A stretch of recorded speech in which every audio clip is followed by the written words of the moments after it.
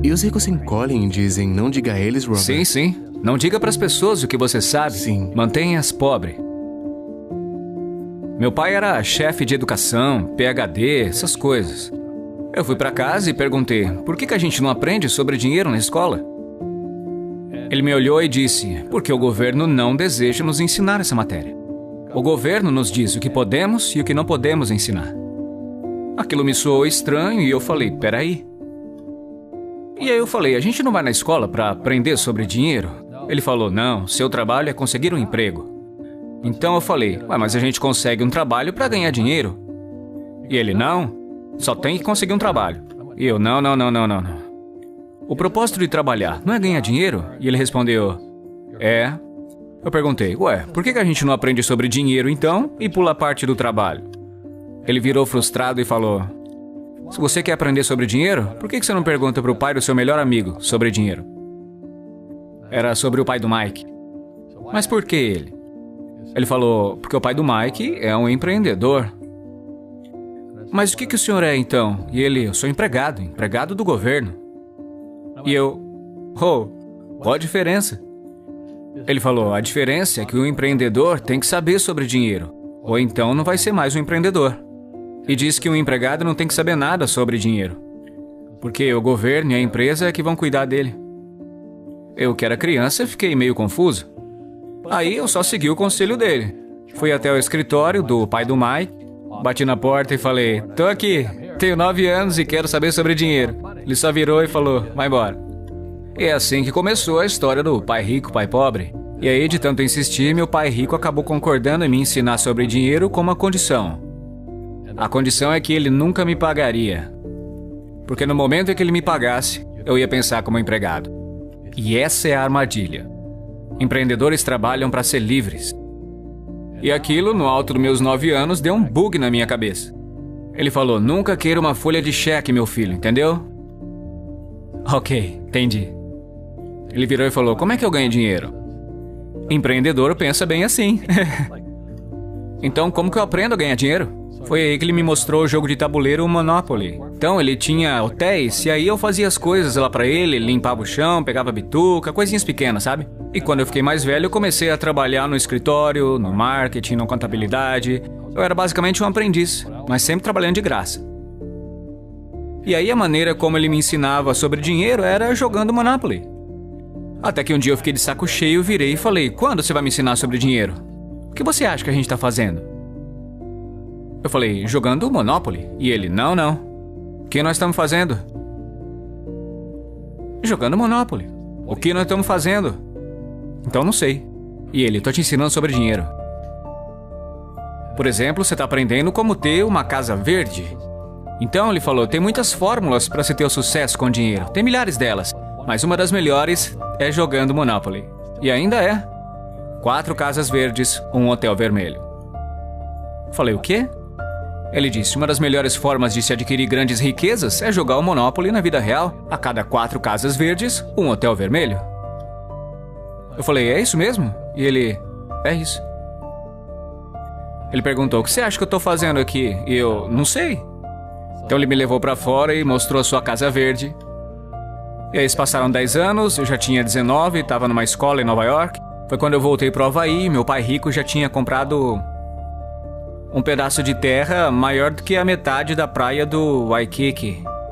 E ainda hoje, quando você vai à praia de Waikiki, você vê lá o hotel Hyatt Regency. Esse hotel é dele. Assim como no jogo Monopoly. Assim como no Monopoly.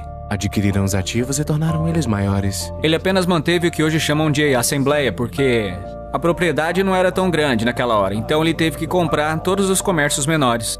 Porque Waikiki era um vilarejo pequeno. Então ele foi lá, comprou um comércio, depois comprou outro. Demorou algum tempo, mas finalmente ele montou esse pedação de propriedade.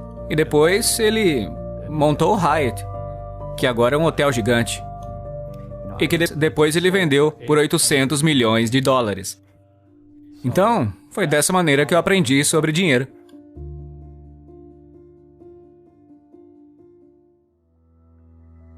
Eu tive alguns problemas financeiros. Teve gente que me apunhalou pelas costas. Mas isso foi bom, porque me fez crescer. É o espírito da coisa. Sim. As pessoas que têm medo de errar, como ensinam na escola, não crescem nunca. Porque no mundo espiritual que existe o bem e o mal, o certo e o errado, o alto e o baixo. E as pessoas só querem estar certas, ser positivas. E na realidade não é sempre assim.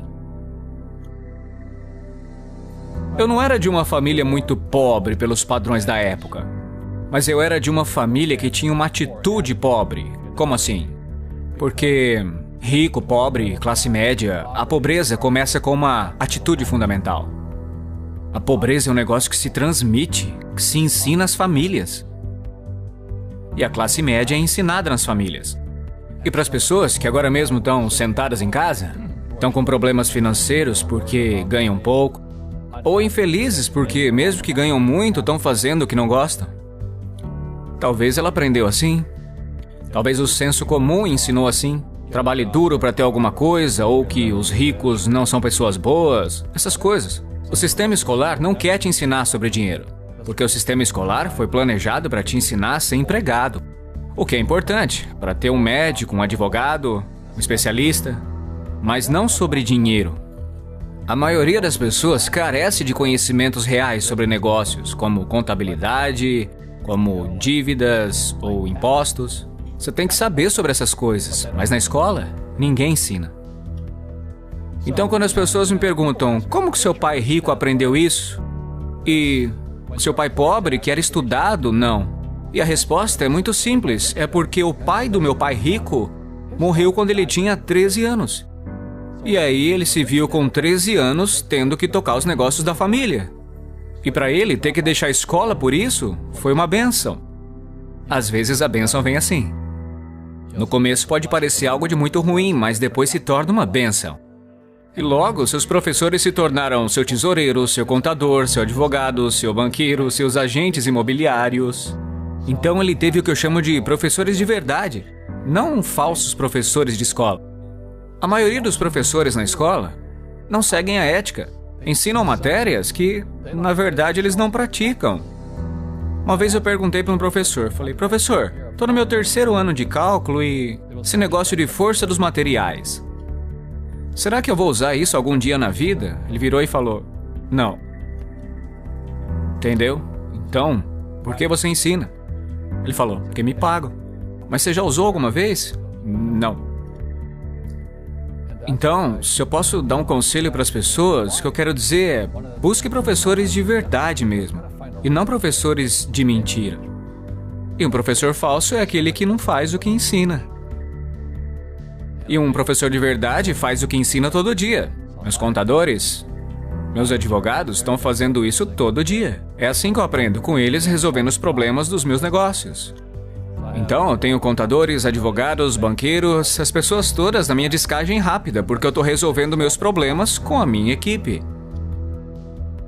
Tô vendo que você dá essa informação e os ricos ficam encolhidos e dizem não conte a eles, Robert. Isso. Não diga para as pessoas o que você sabe. Mantenha os pobres. Então, isso aí é antigo, né? Eu não sou religioso, mas a Bíblia fala, vocês terão pobres por perto sempre. Porque tá aqui, ó. Não é? Essa mentalidade do medo... Estão em suas palavras e as suas palavras se tornam realidade. Ok, eu não sou muito religioso, mas... quando a pessoa fala não posso, não consigo, ela se afunda. Se torna aquilo que disse.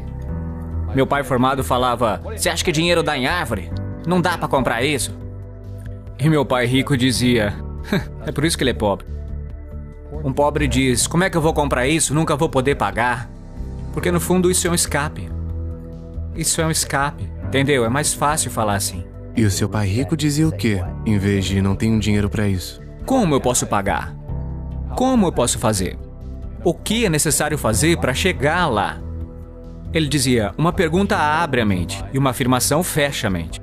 Veja, quando você diz não posso pagar por isso, sua mente fecha. E acaba acontecendo o que você disse. Rugby e futebol. Os dois têm equipe, mas com regras diferentes. Outras pessoas são golfistas, jogam sozinhas. Cada um joga de um jeito. E no jogo financeiro, eu sigo as regras dos negócios de imóveis. Então, o que eu digo para os jovens é, encontre o seu jogo.